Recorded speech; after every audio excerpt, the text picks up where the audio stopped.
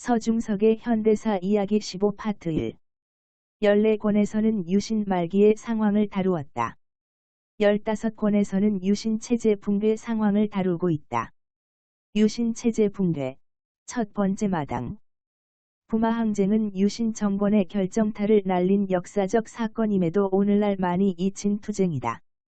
부마 항쟁은 1960년 4월 혁명, 1980년 광주 항쟁, 1987년 6월 항쟁과 함께 대표적인 민주화 운동이자 민중 항쟁이다.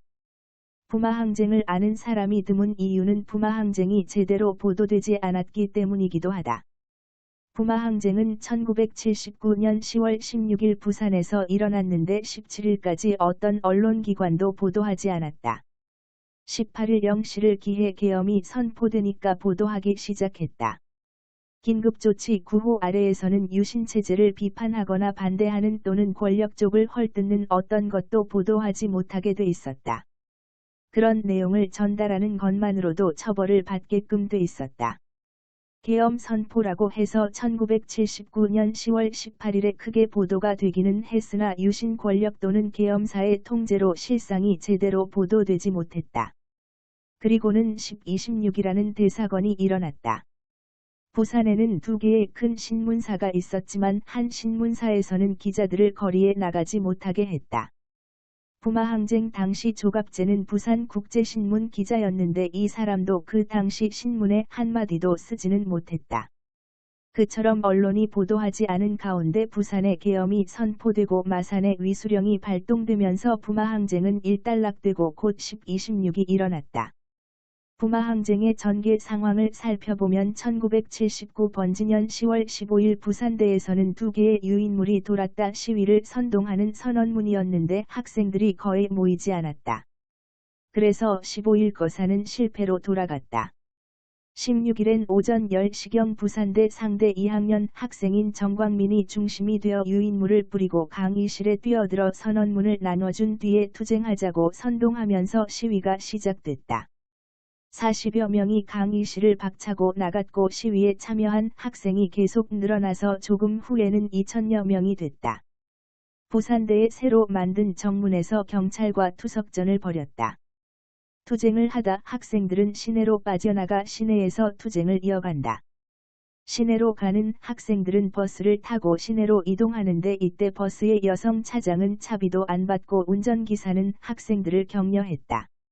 낮에 고려신학대와 동아대 학생들이 가세한 학생 시위대는 남포동과 광복동을 중심으로 한 중고 지역 도심지에서 계속 시위를 했는데 이게 부산에서는 서구, 동구로 퍼져나가고 나중에는 마산 지역으로까지 번지게 된다. 학생들은 시내에서 경찰에 쫓기면 골목으로 숨거나 시민들 사이에 섞여 있다가 다시 쏟아져 나왔다. 오후 5시쯤 됐을 때 국제시장 골목에서는 수많은 학생과 시민들이 뒤섞여 시위를 벌였다. 오후 6시경이 되면서 시위의 변화가 오기 시작했다. 학생 시위 차원을 넘어서 민중 항쟁으로 바뀌기 시작한 것이다. 오후 7시 부산 도심의 대로가 시위 인파로 넘쳐 흘렀다. 수만 명의 거대한 시위 행렬이 젖 밀려왔다가 밀려가는 모습을 보였다. 대학생은 이제 소수가 되고 넥타이를 맨 퇴근길 회사원부터 노동자, 상인, 접객업소 종업원, 무직자, 재수생, 고등학생까지 시위에 참여했다. 무척이나 시위가 많았던 박정희 정권 18년이었지만 민중 항쟁은 처음이었다. 부마 항쟁은 1919년 3.1운동 이후 최대 규모의 민중 항쟁이었다. 수만 명의 성난 민중은 유신 철폐, 독재 타도, 언론 자유 등을 외쳤다.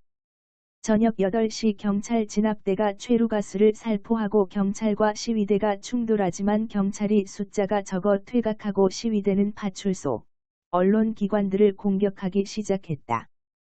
밤 9시에서 10시에는 부평 파출소, 보수 파출소, 중앙 파출소 등을 파괴했다. 새벽 1시까지 모두 11개의 파출소가 파괴가 되었다. 10월 17일에는 부산대가 임시 휴교 조치를 내렸다. 그러나 부산대 학생 1,000여 명이 오전에 다시 구정문 앞으로 모여 유신 철폐, 학원 사수 등을 외치며 시위를 벌였다.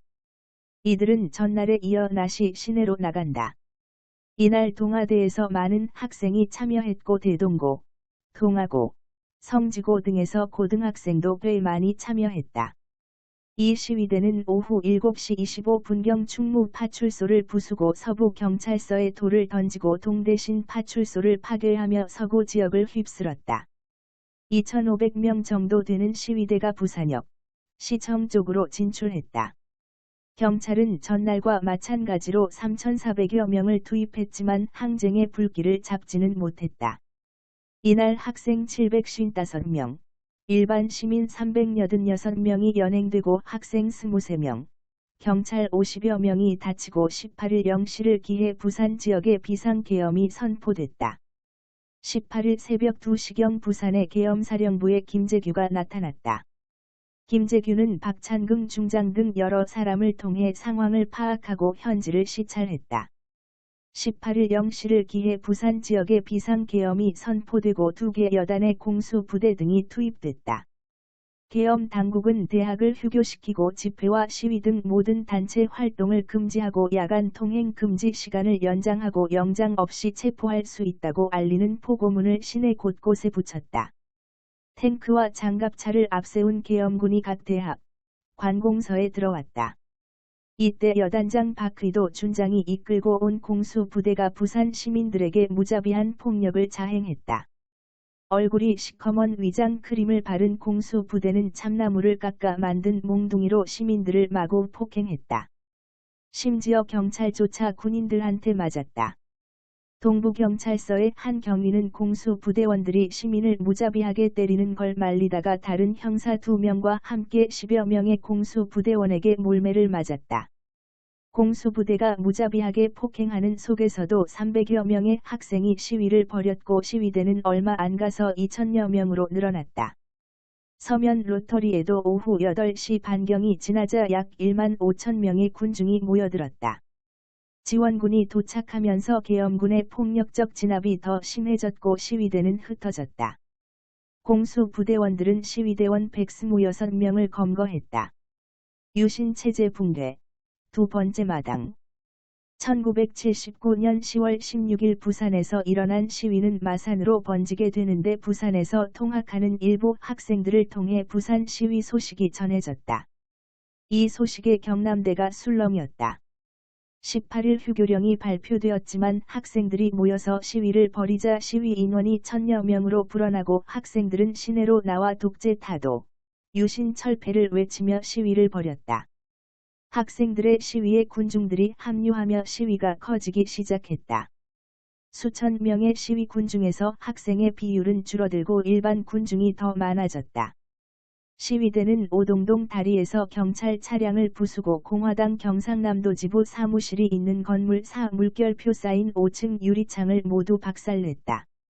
마산 쪽은 그야말로 김재규가 이야기한 대로 밀란에 가까웠던 것으로 보인다.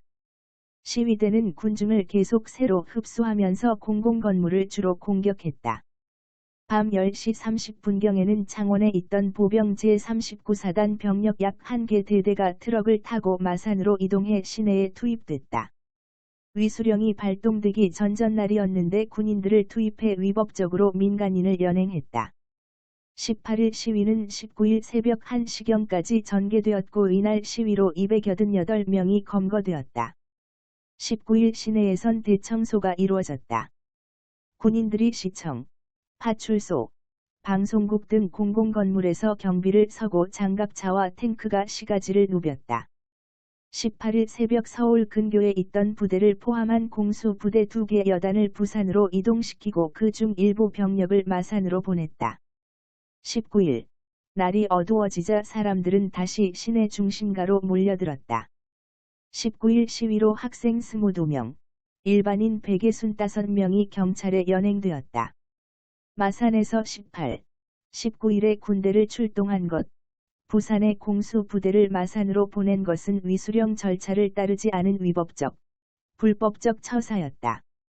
부산의 계엄이 선포되기 전에 일어난 위법, 월권 행위나 마산에서 있었던 위법 행위는 유신 권력이 어떠한 성격의 권력인가를 적나라하게 말해준다.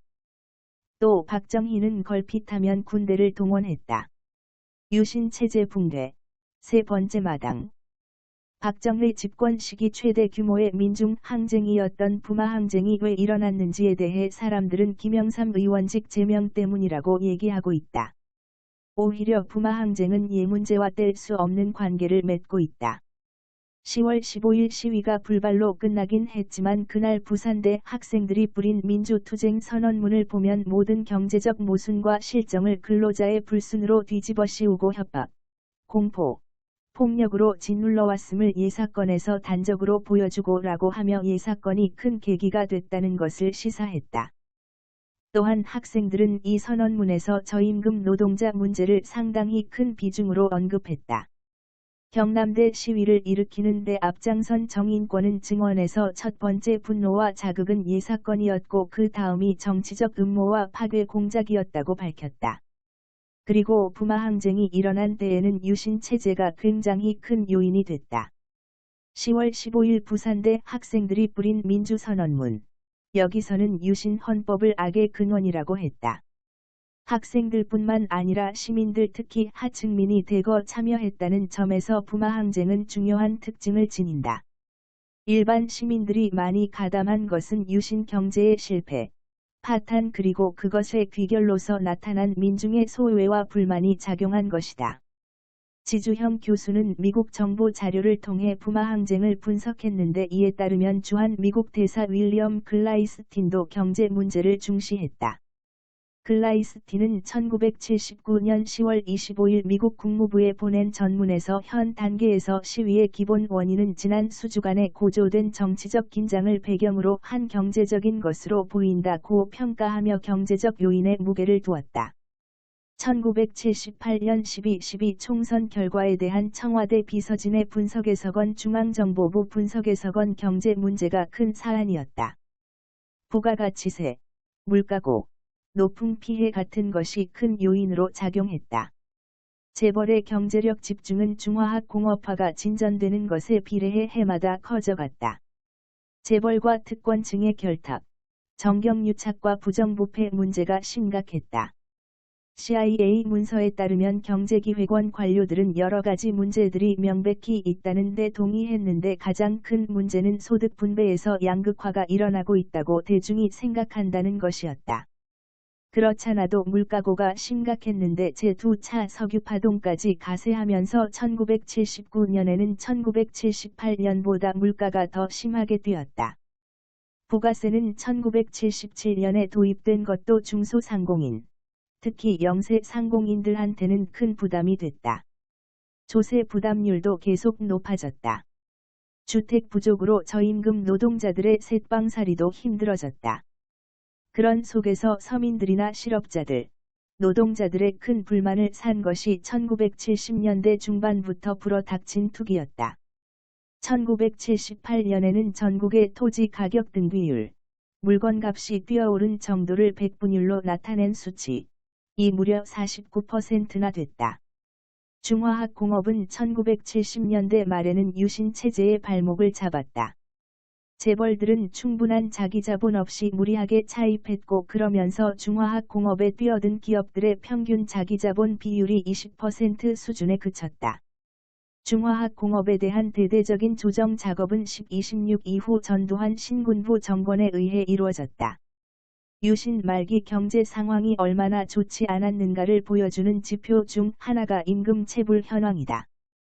노동청이 1979년 6월 20일에 발표한 자료에 따르면 1979 번지년 5월 말까지 임금 체불액은 136억 300여만 원, 296개 업체으로 1978년 같은 기간에 체불액 19억 5,100여만 원, 240개 업체에 무려 7배에 이르렀다. 이렇게 중화학 공업 부문이 불황에 허덕이면서 경기가 곤두박질 쳤는데 그에 더해 외채 문제도 위험 수위에 이르렀다. 외채를 갚기 위해 새로운 외채를 계속 도입해야 할 뿐만 아니라 위험하기 짝이 없는 단기 외채를 대량으로 도입하지 않을 수 없는 상황을 맞이했다. 경제 성장률이 1977년 12.7%에서 1978년에는 9.7%로 대폭 하락했다. 특히 1978년 하반기로 가면 더욱 안 좋아지고 1979년에는 6.5%로 내려가다 1980년에는 마이너스 5.2%를 기록했다. 사실 이 시기에는 중동 특수가 있던 시기인데도 마이너스 성장을 기록했다. 중동 특수는 계속 괜찮았는데도 한국 경제는 왜 이 시기에 나빴는가 하는 부분을 유신 체제와 연결해 깊이 있게 분석할 필요가 있다.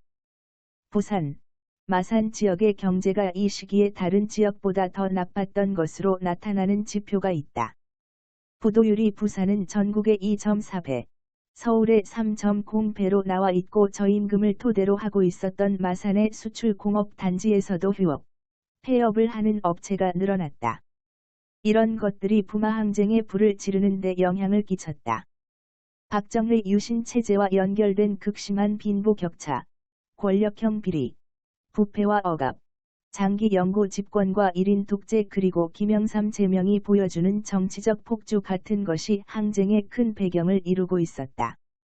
부마 항쟁은 유신 체제의 실상, 유신 경제 정책의 성격이 잘 드러난 가운데 유신 체제와 사회, 경제의 구조적 문제를 들고 나온 학생들과 서민, 하층민들의 불만이 화산처럼 폭발하면서 터져나온 항쟁이다. 김재규가 거사하는 직접적인 계기가 바로 이 부마 항쟁이다. 그런 점에서 부마 항쟁은 유신 붕괴의 직접적 요인이었다.